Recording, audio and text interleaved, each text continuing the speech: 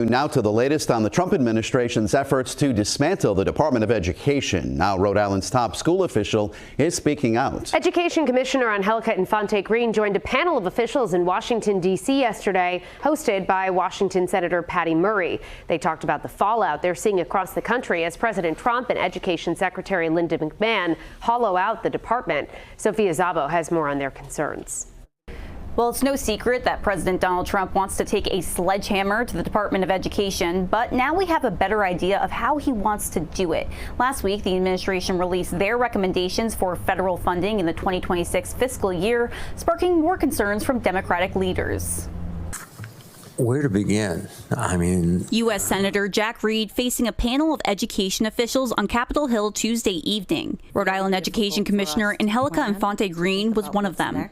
As we saw in the budget, there's some areas that are completely gone. That budget is what President Trump is calling the skinny budget. Among other things, it proposes cutting hundreds of millions of dollars from the Department of Education, notably consolidating 18 K-12 grant programs into one, and doing the same for 7 Individuals with Disability Act programs. We have to preserve the teachers, the education system, the rights that our students have. Because when I started teaching, those kids were in the basement. The Trump administration says it's an effort to move funding for the department to the states, give more power to parents, and crack down on what they call woke programs. Children will be taught civic values for schools that want federal taxpayer funding.